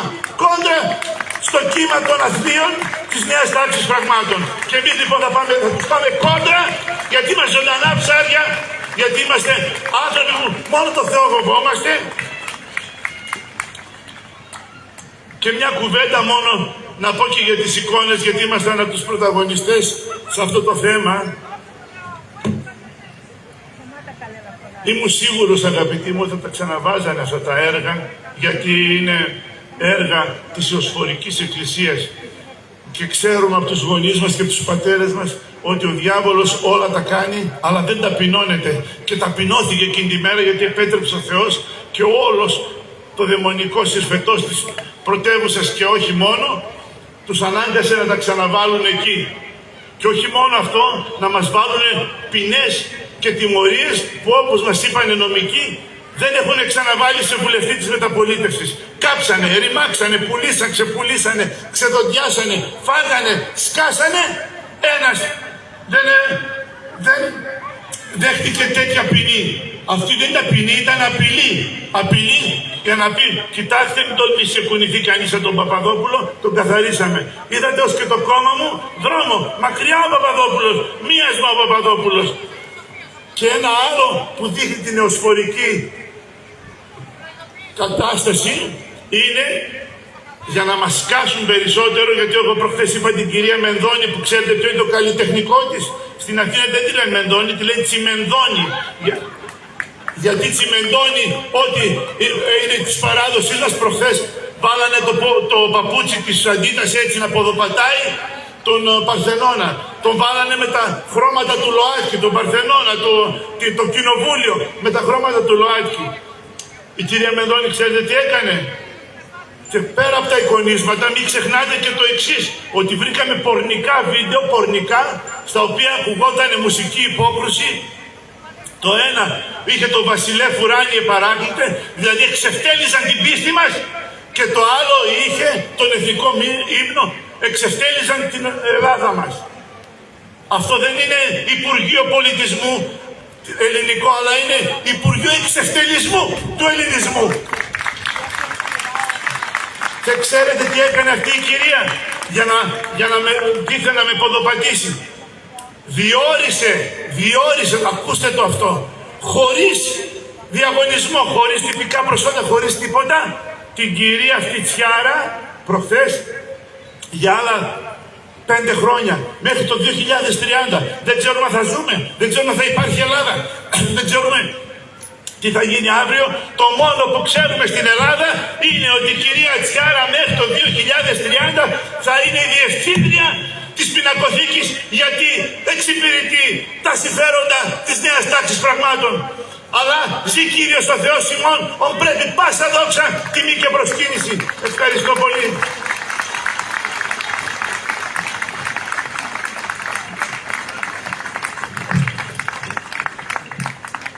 Ευχαριστούμε τον κύριο Παπαδόπουλο, τον ανεξάρτητο βουλευτή, για το τόσο τεκμηριωμένες αυτές όλες τις αναλύσεις, τόσο σε εθνική αλλά και σε πνευματική διάσταση.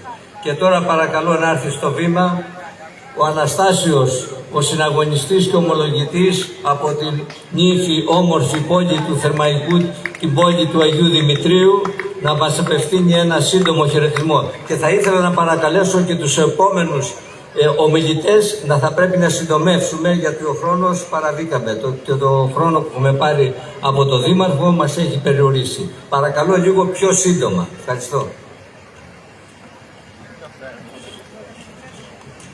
Η Θεσσαλονίκη πρωταγωνιστή. Η Θεσσαλονίκη είναι αυτή που ξεκίνησε τα μεγάλα συλλαλητήρια κατά των εμβολίων. Η Θεσσαλονίκη είναι αυτή που συνεχίζει τον αγώνα κατά των ηλεκτρονικών ταυτοτήτων. Η Θεσσαλονίκη είναι αυτή που αγωνίζεται δυνατά για τον προσωπικό αριθμό. Θα ήθελα περισσότερο να μιλήσουμε για τον προσωπικό αριθμό παρά για όλα όσα έχουμε ακούσει μέχρι τώρα. Είμαστε οι τελευταίοι ελεύθεροι άνθρωποι. Είμαστε η τελευταία ελπίδα της ελευθερίας και της Ορθοδοξίας. Αγωνιζόμαστε για τους νεκρούς μας, για εμάς και τα παιδιά μας, για τους αγέννητους. Είμαστε πολύ ικανοποιημένοι που το σύστημα μας επέλεξε στους γραφικούς. Να γνωρίζετε ένα πράγμα και σας το λέγω να το θυμόσαστε. Οι γραφικοί είναι αυτοί που θα κρατήσουν τον αγώνα έως τέλους. Η αντικατάσταση του γηγενούς πληθυσμού συμβαίνει αυτή τη στιγμή, αυτή τη χρονική στιγμή στην Ελλάδα, η οποία δεν έχει ξαναγίνει ποτέ. Είναι καθαρά ένα οργανωμένο σχέδιο εθνοκτονίας. Εμείς ζούμε και αναπνέουμε για τον Χριστό μας. Εμείς ζούμε και αναπνέουμε για την Ελλάδα μας.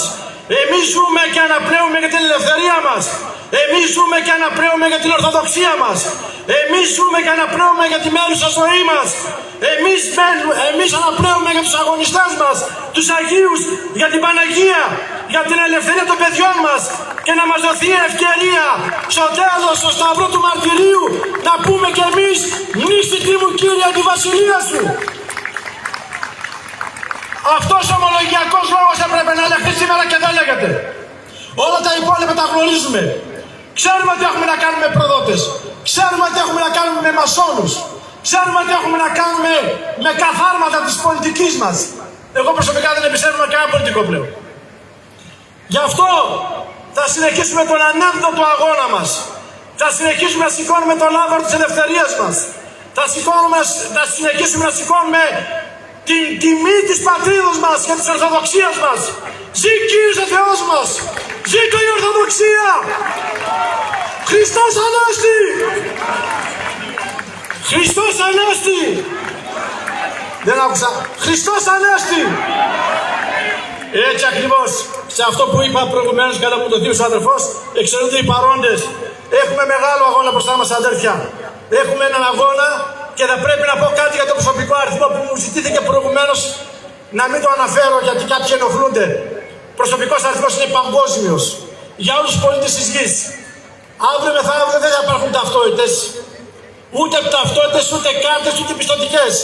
Ταυτότητα θα γίνει το χέρι σου, το μέτωπό σου.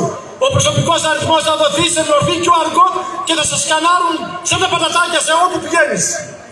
Αυτό πρέπει να πολεμήσουμε. Σε αυτό πρέπει να αγωνιστούμε. Το σύστημα θα επιλέξει να μας τον παραδώσει όπως τον Άμκα, όπως το αφημί. Θα πάτε μια μέρα στην τράπεζα και θα σας πει την επόμενη φορά, κύριε Θαδωρίδη, να έχετε το προσωπικό αριθμό, αλλιώς δεν παίρνετε σύνταξη. Το καταλάβατε αυτό? Προσωπικός αριθμός, να λέμε τα πράγματα με το όνομά τους, είναι το χάραγμα. Και όσοι δεν το μιλάνε και δεν το λένε, απατούνται εχθρός. Γι' αυτό επιμένω και λέγω, οι λίγοι γραφικοί θα κάνουν τον αγώνα έως τέλους. Οι μεμονωμένοι άνθρωποι, καμία οργανωμένη επισκοπή, κανένας οργανωμένος τομέας δεν θα συνεχίσει αυτόν τον αγώνα. Χαίρομαι που είμαστε σήμερα εδώ οι αντινεοταξίτες της Θεσσαλονίκης. Χαίρομαι που είναι μαζί μας εδώ ο Δημήτρης ο Γιαμπάς, ένα χειροκρότημα για τους Ηνωμένους Μακεδόνες. Εμείς Δημήτρη θα συνεχίσουμε να λέμε τη γλώσσα της αληθείας. Δεν θα το βουλώσουμε όσο και αν δεν αρέσουμε σε κανέναν.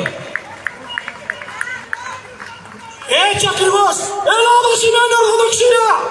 Ελλάδα σημαίνει Ορθοδοξία, φωνάστε! Να είστε καλά, ευχαριστώ. Ευχαριστούμε τον αδελφό μας, τον κύριο Αναστάσιο Θεοδωρίδη, από την ύμφη του Θεού Μαρμηλικού, την όμορφη Θεσσαλονίκη μας.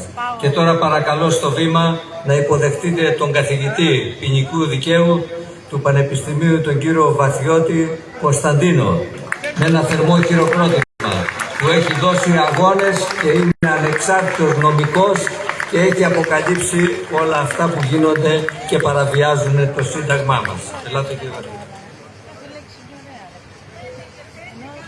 Σεβαστοί πατέρες, αγαπητές φίλοι, αγαπητοί φίλοι, θα είμαι όσο πιο σύντομος γίνεται για να μην ταλαιπωρήσω και εσάς και να μην βγούμε εκτός χρόνου. Είχα σημειώσει κάποια πράγματα για να προσπαθήσω να ενισχύσω την πεποίθησή μας ότι οι άνθρωποι που μας κυβερνούν δεν πρέπει να απολαμβάνουν τις εμπιστοσύνες μας. Υπάρχει μία αφίσα εδώ αριστερά κάτω. Πολύ φοβούμαι ότι δεν έχετε αντιληφθεί οι περισσότεροι ότι δεν είναι σημερινή αφίσα. Προέρχεται από την 1η Οκτωβρίου του 1986, είναι δηλαδή 39 ετών η αφίσα αυτή και μας θυμίζει ότι η ιστορία κάνει κύκλους και αν δεν θυμόμαστε τι έχει συμβεί στο παρελθόν, είμαστε καταδικασμένοι να το ξαναζήσουμε. Θα πρέπει λοιπόν να δούμε τι ακριβώς λεγόταν το 1986 μέσα στο Κοινοβούλιο και να το συγκρίνουμε με το τι ελέγχθη το 2020 όταν ψηφίστηκε το νομοσχέδιο για τον προσωπικό αριθμό.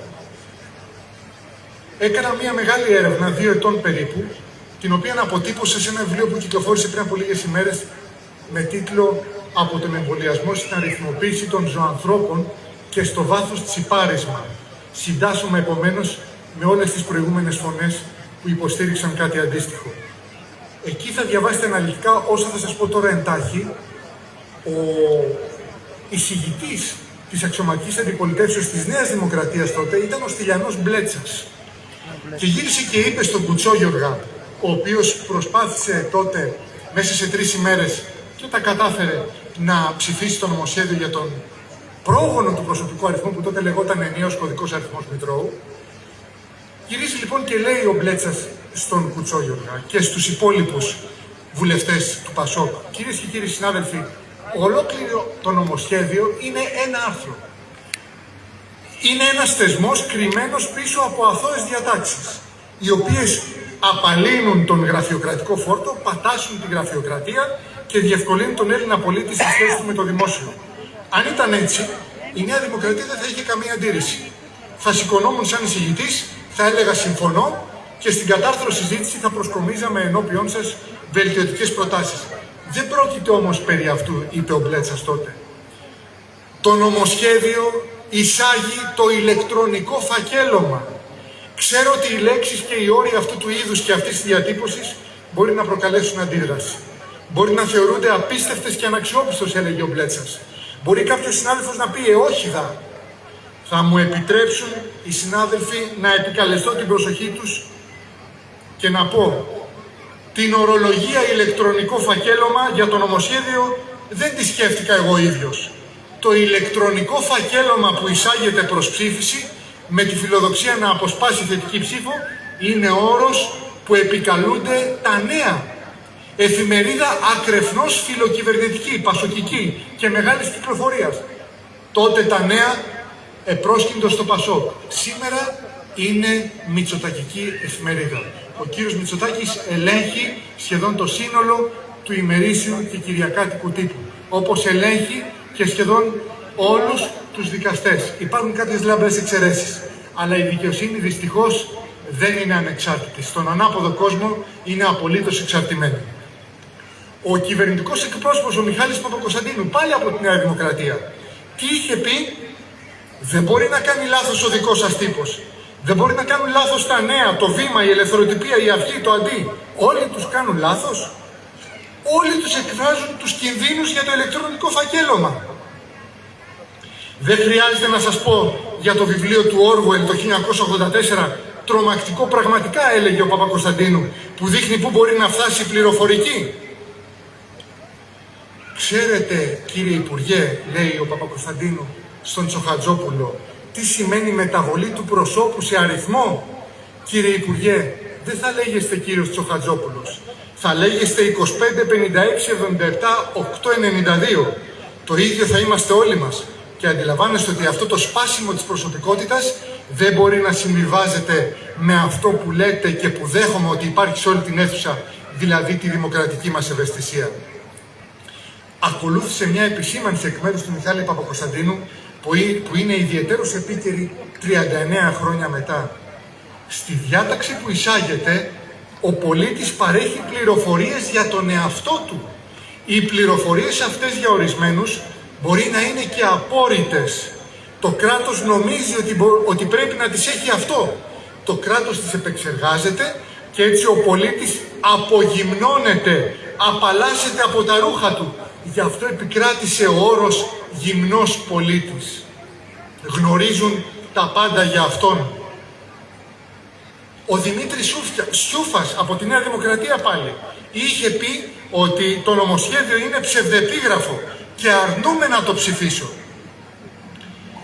Είχε μιλήσει για καθιέρωση σοσιαλιστικού ιδιώνυμου ηλεκτρονικού φακελώματος των Ελλήνων πολιτών. Ο Αθανάσιος Ξαρχάς, και αυτός από τη Νέα Δημοκρατία, είχε μιλήσει και αυτός για ηλεκτρονικό φακέλωμα. Ο καθένας από εμάς γίνεται πια ένας κωδικός αριθμός, έλεγε, που αντιστοιχεί σε μια θηρίδα μέσα σε ένα ηλεκτρονικό υπολογιστή. Μια μικρή αποθήκη πληροφοριών η οποία εμπλουτίζεται ερήμην μας με στοιχεία που μας αφορούν, αυτεπάγγελτα και αυτόματα από τις κρατικές υπηρεσίες. Έτσι πια είναι πολύ εύκολο στο μεγάλο αδελφό που πολύ προφητικά είχε προβλέψει ο Όργουελ να μας παρακολουθεί κάθε στιγμή, οπουδήποτε και να βρισκόμαστε. Ποτέ άλλοτε ο Όργουελ δεν δικαιώθηκε τόσο απόλυτα όσο με αυτό το νομοσχέδιο. Στον Όργουελ είχε αναφερθεί και η Βιργινία Τσουδερού, η οποία στη χαρακτηριστικότερη αποστροφή της ομιλίας της είχε πει: «Εγώ θα χαρακτηρίσω αυτό το νομοσχέδιο με μία μόνο λέξη. Είναι ελευθεροκτόνο, κατά το εθνοκτόνο. Σκοτώνει δηλαδή την ελευθερία. Περιέχει όλες τις δυνατότητες να σκοτώσει κάθε ίχνος ατομικής ελευθερίας. Ο πολίτης γίνεται αριθμός. Η κάθε πληροφορία θα είναι στα χέρια του μεγαλυναδέρφου κατά Όργουελ, δηλαδή το κράτος που σήμερα είναι Πασόκ, αύριο ένας κάποιος Παπαδόπουλος ή ενδεχομένως ξένος κατακτητής. Τελικά ο νέος δικτάτορας λέγεται Κυριάκος Μητσοτάκης».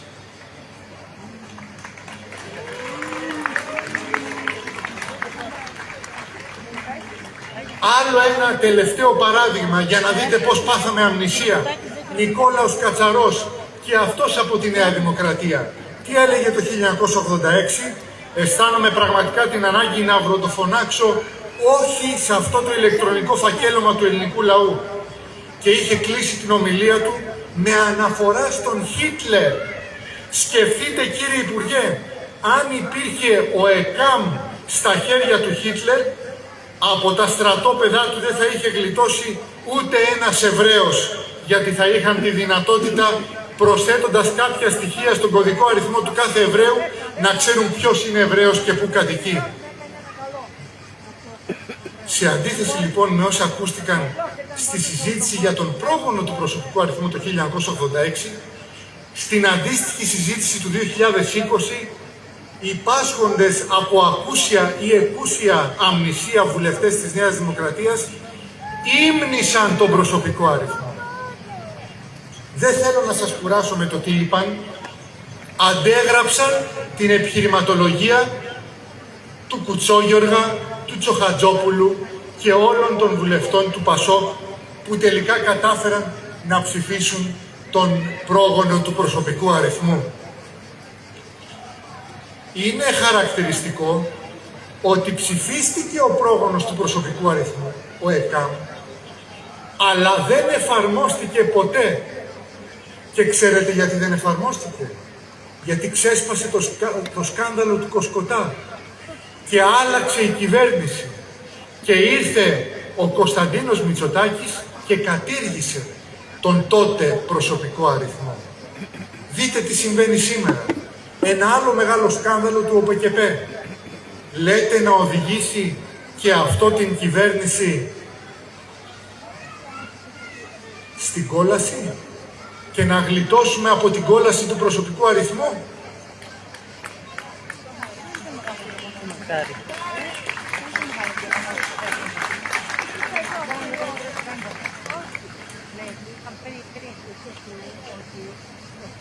Είναι πραγματικά ανατριχιαστικό να διαβάζει κανείς τα πρακτικά της 22 Σεπτεμβρίου του 2020 και να δει πόσες κολοτούμπες έγιναν από τους νεοδημοκράτες. Θα σας αναφέρω μία χαρακτηριστική τοποθέτηση από τον Στέφανο Γκίκα, ο οποίος δεν είχε τον παραμικρό δισταγμό να αναφερθεί 3 φορές στη νέα εποχή που εγκαινιάζει το επίμαχο νομοσχέδιο. Μολονότι ο όρος αυτός είναι γνωστό ότι αποτελεί κωδικό των σκοτεινών δυνάμεων που αγωνίζονται για την εγκαθίδρυση της παγκόσμιας δικτατορίας του Αντιχρίστη. Δεν ξέρω αν θα συμφωνήσω με όλους όσους λένε ότι ο προσωπικός αριθμός είναι το χάραμα. Θέλει πολλή μελέτη για να τοποθετηθεί κανείς σε σχέση με το χάραμα. Είναι σίγουρα προστάδιο χαράγματος, αλλά αν είναι το χάραγμα, έχουν κάποιες αμφιβολίες. Αυτό δεν σημαίνει ότι θα πρέπει να δεχθούμε τον προσωπικό αριθμό. Διότι αν τον δεχθούμε, θα δεχθούμε και ό,τι έπεται μετά.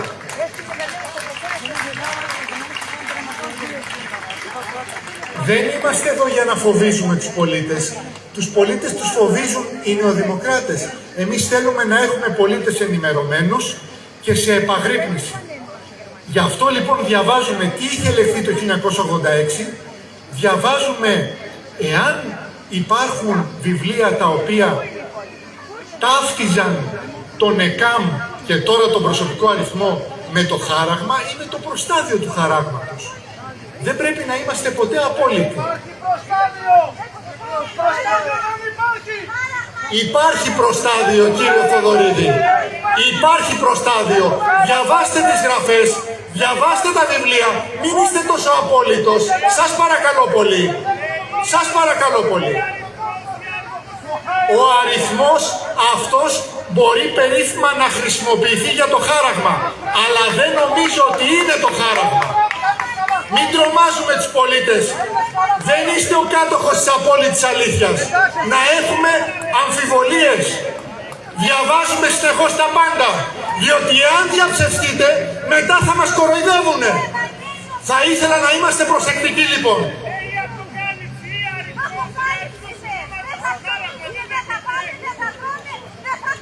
Θα ήθελα λοιπόν εδώ να σας διαβάσω κάτι χαρακτηριστικό από ένα βιβλίο το οποίο κυκλοφόρησε το 2001 και θα σας πω μετά ποιος τα έγραψε αυτά που θα σας τα διαβάσω. Ο συγγραφέας λοιπόν έκρουε τον κόδωνα του κινδύνου για την υπερανάπτυξη της τεχνολογίας και την ανάδειξή της σε κυρίαρχο σχήμα υποδούλωσης του ανθρώπου, για την κατασκευή ανθρώπων χωρίς πνεύμα με ζωώδη νοητικότητα, που να δέχονται χωρίς κριτική τα πάντα και να εργάζονται μόνο για την επιτυχία των στόχων της παγκοσμιοποίησης, για μια κοινωνία όπως τη φαντάστηκε σε ανύποπτο χρόνο Orwell, για τις μαγνητικές ταινίες, τα chips και τις έξυπνες κάρτες που δεν θέλουμε στις ταυτότητές μας, ούτε τις διευκολύνσεις που παρέχουν, γιατί νιώθουμε βαθιά μέσα μας ότι απειλείται η ελευθερία μας και η ελευθερία του έθνους μας. Όχι στην ηλεκτρονική σκλαβιά. Επίσης, ο συγγραφέας έγραφε επιλέξει. Ο άνθρωπος δεν πρέπει να γίνει ένα απλό νούμερο μέσα σε μια κοινωνία όπου θα κυριαρχούν οι διαπλεκόμενοι μεγιστάνες των ΜΜΕ και θα εξουσιάζουν κυβερνήσεις που επιδιώκουν να μετατρέψουν τον άνθρωπο σε άβουλο όν, που απλώς θα επακούει στις συντολές τους. Η Εκκλησία πρέπει να μείνει όρθια και να μην αφήσει να πραγματοποιηθεί το φρικιαστικό ορουελιανό μοντέλο της κοινωνίας του μεγάλου αδελφού. Αυτή είναι σήμερα η ευθύνη της. Αυτά και πολλά άλλα βρίσκουμε στο συγκεκριμένο βιβλίο που είχε κυκλοφορήσει πριν από 24 χρόνια. Αλλά φαίνεται ότι εντωμεταξύ εξαφανίστηκε από τη μνήμη του συγγραφέα, δηλαδή του Προέδρου της Ελληνικής Λύσης, ο οποίος έκτοτε κρατούσε ως επιτοπλίστων τα χείλη του ερμητικά κλειστά και το βιβλίο αφορούσε τον όλεθρο της παγκοσμιοποίησης. Κυκλοφόρησε το 2001. Έθνης στις 8 Μαΐου του 2025 ο Κυριάκος Βελόπουλος θυμήθηκε ότι πρέπει να αντιταχθεί πλήρως στη θέσπιση του προσωπικού αριθμού.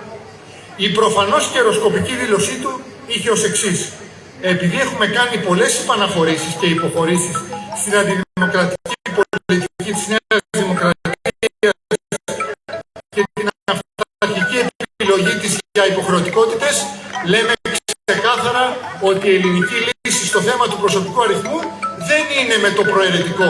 Δεν θέλουμε καθόλου το προσωπικό αριθμό γιατί δεν είναι απαραίτητος.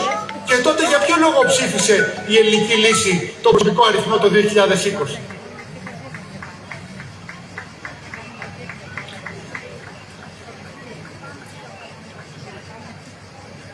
Θα ήθελα λοιπόν να κλείσω τη σύντομη αυτή τοποθέτησή μου με το εξής συμπέρασμα. Για να μπορέσουμε να αντιληφθούμε πόσο επικίνδυνος είναι ο προσωπικός αριθμός, είναι απαραίτητο να τονώσουμε τη μνήμη μας με το κοινοβουλευτικό υλικό που παρήχθη στις 22 Σεπτεμβρίου του 2020 και ταυτοχρόνως να αποκτήσουμε πνευματικά, μνημονικά αντισώματα από την αντίστοιχη συζήτηση που είχε διεξαχθεί στην Ολομέλεια της Βουλής στις 21 έως 23 Μαΐου του 1986, όταν ψηφιζόταν το νομοσχέδιο για τον ΕΚΑΜ. Από τη σύγκριση των δύο αυτών χρονικών περιόδων καταλαβαίνουμε αμέσως πόσο μας κορόιδεψαν το 2020 τα δίθεν αντίπαλα κόμματα του Ελληνικού Κοινοβουλίου και πόσο πολλοί εξακολουθούν να μας κοροϊδεύουν 5 χρόνια αργότερα, βομβαρδίζοντας το μυαλό μας με συνεχή και σκανδαλώδη ψέματα. Όποιο ψευδοεπιχείρημα υπέρ του ΕΚΑΜ είχε επικαλεστεί ο εισηγητής του ΠΑΣΟΚ το 1986, το επικαλέστηκε με τη μέθοδο του διαβολικού καρμπών ο εισηγητής της νέας δικτατορίας το 2020 υπέρ του προσωπικού αριθμού. Ταυτοχρόνως όμως, τις σφοδρές αντιρρήσεις που είχε προβάλει κατά του ΕΚΑΜ τόσο ο εισηγητής της Νέας Δημοκρατίας το 1986, όσο και οι λοιποί βουλευτές της αντιπολιτεύσεως, από όποιο κόμμα κι αν προέρχονταν, δεν τις προέβαλε το 2020 κανένας ομιλητής που μίλησε για λογαριασμό κάποιου κόμματος αντιπολιτεύσεως. Επομένως, χρειάστηκαν περίπου 40 χρόνια για να προσκυνήσουν όλα τα κόμματα τη σατανική δύναμη της τεχνολογίας, υπακούοντας αδιαμαρτύρητα στην ανθελληνική και απάνθρωπη γραμμή του ψηφιακού ολοκληρωτισμού που χαράσεται από πολύ ψηλά. Ως εκ τούτου, οι κομματικές μαριονέτες ήταν αναμενόμενο να πάσχουν από ιστορική αμνησία σε σχέση με όσες κραυγές ακούγονταν στη Βουλή του 1986 για την απειλή του ηλεκτρονικού φακελώματος και τον κίνδυνο μετατροπής της καθημερινότητας του αριθμοποιημένου πολίτη σε ένα δυστοπικό αντίγραφο του George Orwell. Ευτυχώς, η κοινή διάλεκτος των πολιτικών παπαγάλων ξεσκεπάζει τη συνωμοσία. Όταν ακούμε ότι θεσπίζουν υποχρεωτικά έναν ενιαίο αριθμό για την ευκολία, την ταχύτητα και την ασφάλειά μας, είναι δεδομένο ότι μας δουλεύουν ψηλό γαζί, θεωρώντας αφενός ότι δεν διαθέτουμε κοινή λογική, αφού ό,τι διεκπεραιώνεται εύκολα και γρήγορα δεν μπορεί να γίνεται στα σίγουρα. Αφετέρου, ότι πάσχουμε και εμείς από αμνησία. Διαχρονικό φετίχ κάθε κυβέρνησης ήταν και είναι ο σαδιστικός βασανισμός του πολίτη μέσω της γραφειοκρατίας, ενώ καμία ελληνική κυβέρνηση δεν ενδιαφέρθηκε ποτέ για την εξυπηρέτηση του πολίτη, που τόσο επιμελώς την προπαγανδίζουν. Πάντοτε φλεγόταν η κάθε κυβέρνηση για την εξυπηρέτηση του εαυτού της και του κομματικού στρατού της. Πόσο μάλλον η σημερινή κυβέρνηση που τα έχει διαλύσει όλα, αποτελώντας ένα κράμα ανίποτης φαυλοκρατίας και ραδιούργας δικτατορίας. Και όταν ο Ιωάννης Μελάς, ο εισηγητής της πλειοψηφίας του προσωπικού αριθμού το 2020, παρουσίασε την ψηφιοποίηση του κράτους σαν μια αυτονόητη ανάγκη της ελληνικής κοινωνίας με την οποία δεν μπορεί να διαφωνεί κανείς, τι άλλο έκανε από το να ομολογήσει ότι υπηρετεί μια κυβέρνηση που δεν ανέχεται τη διαφορετικότητα και την εναλλακτική σκέψη. Γι' αυτό δεν χωρεί η παραμικρή αμφιβολία ότι καλούμαστε από εδώ και πέρα να παλέψουμε με τον εφιάλτη του ψηφιακού ολοκληρωτισμού. Ας έχουμε και κάτι άλλο στο μυαλό μας ως πλοηγό μας. Όπως επί εμβολιασμού έκλαιγαν υποκριτικά οι ειδικοί και οι κυβερνητικοί εξαιτίας του κινδύνου να χαθεί μια γιαγιά ή ένας παππούς από τον κορονοϊό, έτσι και επί προσωπικού αριθμού κόπτονται εξίσου υποκριτικά για την εξυπηρέτηση των πολιτών στις συναλλαγές τους με το δημόσιο. Φρικτοί ψεύτες και πληκτικοί θεομπαίκτες. Σύγχρονη αντιγραφής των παραμυθιών της Χιονάτης και των 7 Νάνων, αλλά και της Κοκκινοσκουφίτσας. Γι' αυτό απαιτείται μηδενική εμπιστοσύνη στους πολιτικούς απατεώνες, τους βιοεξουσιαστές και σε αυτούς που έχουν ρόπι στη συνεχή παρακολούθηση και το διαρκές φακέλωμά μας. Προτινόμενο αντιπροπαγανδιστικό σλόγγαν από τη μεριά μου. Όχι στον προσωπικό αριθμό. Κρύβει σατανικό βρυχυθμό. Σας ευχαριστώ πολύ.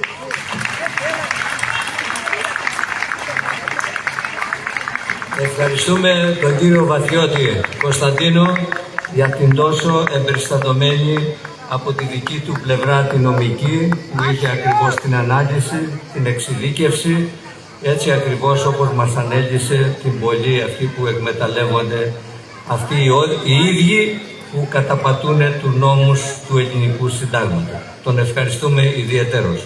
Και τώρα παρακαλώ στο βήμα να έρθει ο πρώην αξιωματικός, ανώτατος αξιωματικός, κύριος Σακάς Ιωάννης, να μας απευθύνει ένα σύντομο χαιρετισμό. Είναι στέλεχος του Ελληνοορθοδόξου Κινήματος Σωτηρίας και είναι μέλος της οργανωτικής και του Διοικητικού Συμβουλίου του Ελληνοορθοδόξου Κινήματος Σωτηρίας. Υποδεχτείτε Ιωάννης Σακά.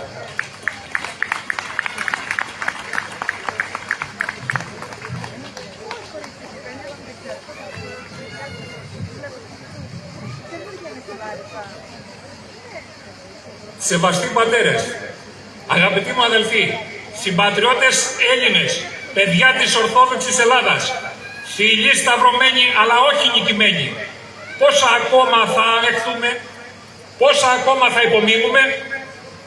Μας ξερίζωσαν την ιστορία, μας βεβαίωσαν την πίστη και τώρα θέλουν να μας αριθμίσουν, να μας σβήσουν τα ονόματα, να μας πάρουν το πρόσωπο, να μας ενώσουν με έναν αριθμό ψυχρό, απάνθρωπο, σατανικά παγκόσμιο. Εμείς δεν είμαστε αριθμοί. Δεν είμαστε μπαρκών. Είμαστε πλάσματα του Θεού, βαπτισμένοι με Πνεύμα Άγιο, με όνομα δοσμένο στην Κολυμβήθρα, όχι με τα μπέλα των τραπεζών ή του ΟΗΕ. Θέλουν να μας κάνουν σκλάβους του συστήματος, όχι με αλυσίδες σιδερένιες, αλλά με αλυσίδες ηλεκτρονικές, σιωπηλές, αόρατες, που περνάνε από το κινητό μας, από το τάμπλετ του παιδιού μας, από την υπογραφή μας στο gov.gr. Και εμείς καθόμαστε και λέμε, έλα μωρέ, τι έγινε? Γίναμε λαός ραγιάδων. Ξεχάσαμε τι σημαίνει όχι. Ξεχάσαμε τι σημαίνει Ανάσταση με αίμα. Ο προσωπικός αριθμός είναι μόνο η αρχή. Θα τον δώσεις για να κάνεις τη δουλειά σου. Αύριο θα σου πούν, χωρίς αυτόν θα αγοράζεις, δεν θα αγοράζεις, δεν θα πουλάς, δεν θα ζεις. Και τότε θα έρθει το επόμενο βήμα. Η ταυτότητα κάρτα, το ψηφιακό πορτοφόλι, το εμφύτευμα, το χάραγμα. Μη γενιέστε, αυτή είναι προφητευμένη ώρα. Ο Άγιος Ανδρέας, ο Άγιος Κοσμάς ο Αιτωλός μας τα είπαν με δάκρυα και αίμα. Θα έρθει καιρός που ο διάβολος δεν θα πολεμάει με σπαθί, αλλά με ευκολία, με άνεση, με αριθμούς. Και τότε όποιος δεν ομολογεί θα χάνεται. Μας θέλουν καταχωρημένους, φακελωμένους, υποταγμένους. Μα η ψυχή του Έλληνα δεν βάζει υπογραφή με τον διάβολο. Εμείς είμαστε απόγονοι του Λεωνίδα, του Κολοκοτρώνη, του Παπαφλέσσα, του Μακρυγιάννη. Είμαστε τα παιδιά της Παναγίας, όχι των τραπεζών, του Σταυρού, όχι του τσιπαρίσματος. Μας ρωτούν, μα καλά δεν φοβάστε ότι θα χάσετε τη δουλειά σας? Δεν φοβάστε ότι δεν θα σας δώσουν επίδομα, σύνταξη, φάρμακα? Ναι, φοβόμαστε. Φοβόμαστε μόνο να χάσουμε τον Χριστό. Φοβόμαστε μόνο να αρνηθούμε την πίστη μας. Φοβόμαστε μόνο το αιώνιο σκοτάδι. Ας μας στερήσουν τα πάντα. Ψωμί, νερό, ρεύμα, ζωή. Αρκεί να μην μας πάρουν την ψυχή. Και αν χρειαστεί, να φύγουμε στα βουνά. Να ζήσουμε σαν τους πρώτους χριστιανούς.